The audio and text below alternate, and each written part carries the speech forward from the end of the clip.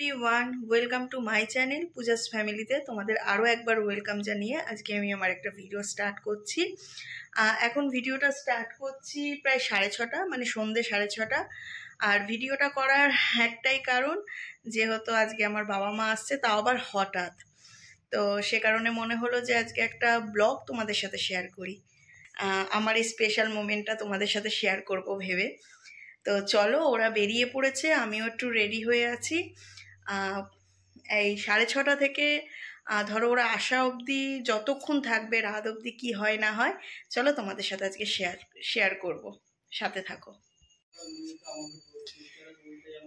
এই যে এটা হচ্ছে চিকেন প্যাটিস, আমি ঘরে বানিয়েছি, এগুলো এখন ফ্রাই হবে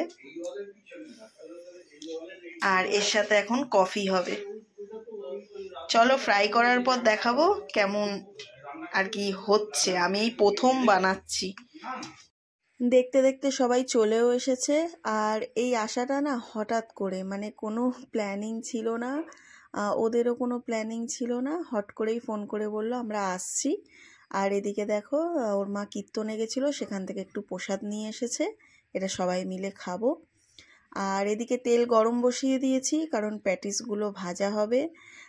প্রথমবার আর কি এই প্যাটিসগুলো বানাচ্ছি। অনেক দিন ধরে ইচ্ছে ছিল যে বাড়িতে চিকেন প্যাটিস বানাবো। তো ওরা না আসলেও আমরা বানিয়ে খেতাম। তো একদিকে ভালোই হলো যে ওরাও এসে গেল, একসাথে খাওয়া দাওয়া হবে। সেই ব্যাপারটা হয়নি, কিন্তু কতটা ক্রিস্পি হবে ওটাই হচ্ছে কথা।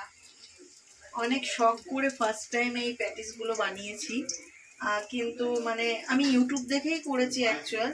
কিন্তু ইউটিউবে দেখেছিল কি এরকম বহু লেয়ার, এরকম মোটা ধরনের, কত মানে ক্রিস্পি, সেই ঝুরঝুরে ব্যাপারটা, কিন্তু আমার ওটা হয়নি। আমি জানি না কতটা ক্রাঞ্চি হয়েছে। বানালাম শখ করে, দেখা যাক কি হয়।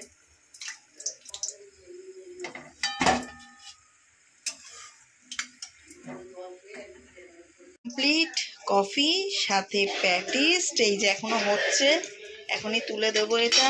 এখন একটু এখানে রয়েছে কটা, এগুলো ভাজবো। চলে এগুলো দিয়ে এখন সন্ধ্যের টিফিনটা সারবো। হ্যাঁ, ভালো হয়েছে?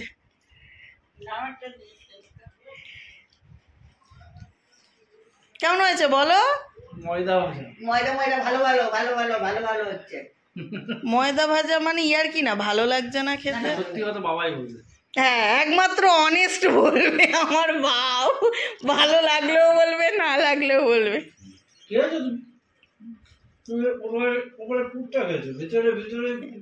হ্যাঁ, পুরোটা একটু বেশি করে খাও, তাহলে বোঝা যাবে। বানালাম অনেক দিন ধরে, আমার ইচ্ছা ছিল যে আমি ঘরে একটু প্যাটিস বানাবো, ভালো লাগছে। কিন্তু আমি এতদিন ধরে বানাবো কিন্তু যেরকম ভেবেছিলাম সেই জিনিসটা হয়নি। এখানে যে লেয়ারগুলো আমার পড়লো না কেন কে জানে। এগুলো ফুলে ফুলে উঠতো, কিন্তু এগুলো হয়নি, ফুলে ওঠেনি। ওইটা একটা ফুলে উঠেছে, সবকটা ফোলেনি। এদিকে লাস্ট 3 পিস মতো রেখেছিলাম, যেটা দাদা আসার পর আর কি ফ্রাই করে দেব বলে। তো ও চলে এসেছে, ও অনেকটা লেট করে এসেছে, কারণ ওর কাজ ছিল। তো ও আসার পর ওকেও ফ্রাই করে দিয়েছিলাম, তো সাথে ও কেচাপও নিয়েছিল। খেয়ে বল কেমন হয়েছে, একটু রিয়াকশন দে। ভালো? দেখো গরম কিন্তু, প্লেটেই থাক না। সেকেন্ড টাইম কফি চলছে। প্রায় রাত 9টা 9:30 অবধি আমরা খালি আড্ডাই দিয়েছি, কারণ 9টা 9:30 অবধি আমাদের 2-3 বার করে কফি চলেছে।